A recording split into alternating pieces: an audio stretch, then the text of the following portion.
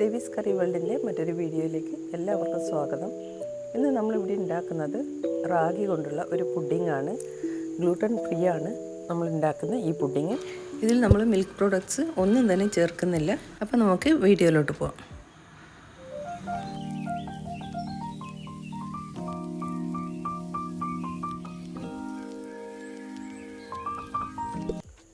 ഈ പുഡിങ് ഉണ്ടാക്കാനായി നമ്മളിവിടെ 6 table spoon ragi പൊടിയാണ് എടുക്കുന്നുള്ളത്. പിന്നെ ഇതിലേക്ക് കുറച്ച് വെള്ളവും ചേർത്ത് നമുക്കിതൊന്ന് മിക്സ് ചെയ്യണം. ആദ്യം കുറച്ച് വെള്ളം മാത്രം ചേർത്ത് നമുക്കൊന്ന് മിക്സ് ചെയ്യാം. പിന്നെ ഇതിലേക്ക് ആവശ്യത്തിന് വെള്ളവും കൂടി ചേർത്ത് ചെറിയൊരു ലൂസ് ബാറ്ററാക്കി മാറ്റണം. ഇനി നമുക്കിതൊരു അരിപ്പയിൽ അരിച്ചെടുക്കാം. ഇത് മുഴുവനായി തന്നെ അരിച്ചെടുത്തിട്ടുണ്ട്. ഇതിൽ കുറച്ച് ഒരു മട്ടുണ്ട്, അത് നമുക്ക് അരിപ്പയിൽ കിട്ടിയിട്ടുണ്ട്. അപ്പോൾ ഇതുപോലെ അരിച്ചെടുക്കണം. ഈ അരിച്ചെടുത്തത് നമുക്കൊരു പാനിലോട്ട് ചേർത്ത് കൊടുക്കാം. ഇനി ഇതിലേക്ക് 6 ടേബിൾ സ്പൂൺ പഞ്ചസാര ചേർത്ത് കൊടുക്കുന്നുണ്ട്.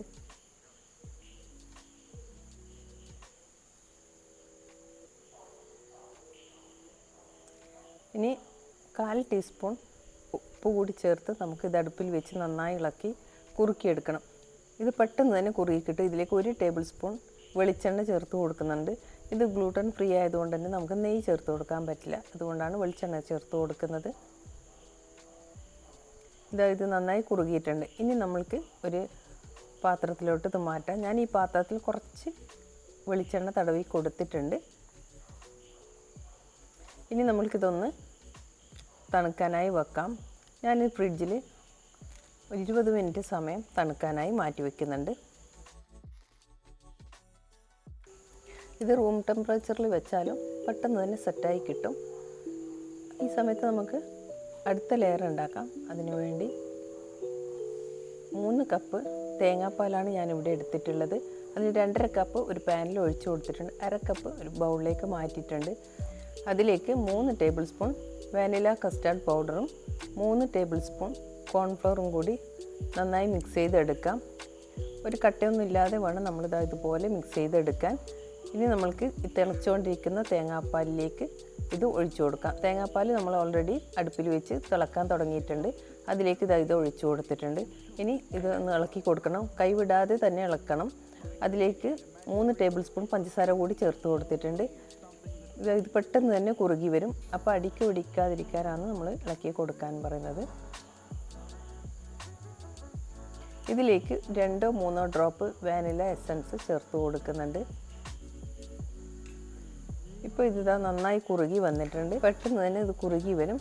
അപ്പോൾ ഇതാ നല്ലൊരു തിക്ക് ബാറ്ററായിട്ടുണ്ട്. അപ്പം നമുക്കിതിൻ്റെ ഫ്ലെയിം ഓഫ് ചെയ്യാം.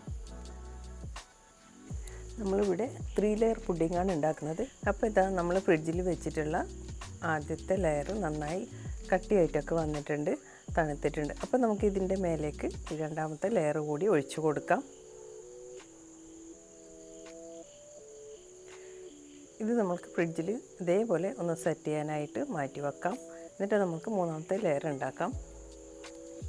ഇത് വേഗൻസിനും കഴിക്കാൻ നല്ലൊരു പുഡിങ്ങാണ് കേട്ടോ. ഇതിൽ പാൽ ഉൽപ്പന്നങ്ങളോ ഒന്നും തന്നെ ചേർക്കുന്നില്ല. ഇത് വെജിറ്റേറിയൻസിനും നല്ലൊരു പുഡിങ്ങാണ്. ഞാൻ മുട്ട ചേർക്കുന്നില്ല ഈ പുഡിങ്ങിൽ.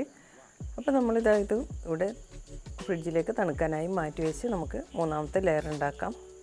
പിന്നെ ഡയബറ്റിക് പേഷ്യൻസിനും ഇത് റാഗിയൊക്കെ ചേർത്ത് ഉണ്ടാക്കുന്നതുകൊണ്ട് ഈ പുഡിങ് കഴിക്കാം. അപ്പോൾ നിങ്ങൾ വേണമെങ്കിൽ പഞ്ചസാര ഒഴിവാക്കിയിട്ട് അതിന് പകരം ശർക്കര ചേർത്ത് കൊടുത്താൽ മതി. നമ്മൾ റാഗിയിൽ പഞ്ചസാരയാണല്ലോ ചേർത്ത് കൊടുത്തിട്ടുള്ളത്. ഇപ്പോൾ ഇതാണ് നമ്മൾ 3ാമത്തെ ലെയർ ഉണ്ടാക്കാൻ വേണ്ടി 1/2 കപ്പ് തേങ്ങാപ്പാലിലേക്ക് 1/2 കപ്പ് വെള്ളം ചേർത്ത് ഒരു പാനിലോട്ട് ചേർത്ത് കൊടുത്തിട്ടുണ്ട്. അതിലേക്ക് ഞാൻ 3 ടേബിൾ സ്പൂൺ പഞ്ചസാരയും 1 ടേബിൾ സ്പൂൺ കോൺഫ്ലവറും 1 ടേബിൾ സ്പൂൺ കൊക്കോ പൗഡറും 2 ഡ്രോപ്പ് വാനില എസൻസും ചേർത്ത് കൊടുത്തിട്ടുണ്ട്. അപ്പോൾ വാനില എസൻസ് ചേർത്ത് കൊടുക്കാൻ നിർബന്ധമില്ല. നമ്മൾ കൊക്കോ ഫ്ലേവർ മാത്രം മതിയെങ്കിൽ നിങ്ങൾ അത് ചേർത്ത് കൊടുക്കണമെന്നില്ല. ഇനി ഇത് അടുപ്പിൽ വെച്ച് നന്നായി ഇളക്കി കൊടുക്കാം. പെട്ടെന്ന് കുറുകി കിട്ടും. കൊക്കോ പൗഡർ ചേർത്താൽ തന്നെ പെട്ടെന്ന് കുറുക്കും. നമ്മൾ ഇതിൽ കോൺഫ്ലവർ കൂടി ആഡ് ചെയ്തിട്ടുണ്ട്. അപ്പോൾ നമ്മളിത് നന്നായി കുറുകി വരുന്നുണ്ട്. പിന്നെ നിങ്ങൾക്കിതിലേക്ക് പഞ്ചസാരയുടെ അളവ് കൂടുതൽ വേണമെന്നുണ്ടെങ്കിൽ ചേർത്ത് കൊടുക്കാം. ഞാൻ ഈ പറഞ്ഞ അളവൊക്കെ കറക്റ്റ് മധുരമാണ്. അപ്പം കുട്ടികൾക്കൊക്കെ വേണമെങ്കിൽ കൂടുതൽ മധുരം വേണമെങ്കിൽ ചേർത്ത് കൊടുക്കണം. നമ്മുടെ ഈ പുഡിങ്ങിന് ഒരു ആവറേജ് മധുരമാണ് കേട്ടോ ഉള്ളത്. എല്ലാവർക്കും കഴിക്കാൻ പറ്റുന്ന തരത്തിൽ ഉള്ള ഒരു മധുരമാണ് ഉള്ളത്. ഇപ്പോൾ ഇത് നമ്മുടെ രണ്ടാമത്തതും നല്ല സെറ്റായി വന്നിട്ടുണ്ട്. ഇത് ഞാനിപ്പോൾ ഒരു 15 മിനിറ്റിന് ശേഷമാണ് ഇപ്പോൾ എടുത്തത്. ഇതിൻ്റെ മേലെ നമ്മൾ ഈ കൊക്കോ മിക്സ് ചേർത്ത് കൊടുക്കാം. ഇത് ചേർത്തതിന് ശേഷം നമ്മളിതൊന്ന് തട്ടി കൊടുക്കണം കേട്ടോ. ഇതിന് എയർ ബബിൾസൊക്കെ ഓരോ പ്രാവശ്യവും നമ്മളത് ചെയ്യണം. പിന്നെ ഇതിൻ്റെ മേലെ ഞാൻ കുറച്ച് കൊക്കോ ചിപ്സ്, വൈറ്റ് കൊക്കോ ചിപ്സാണ് ചേർത്ത് കൊടുക്കുന്നത്.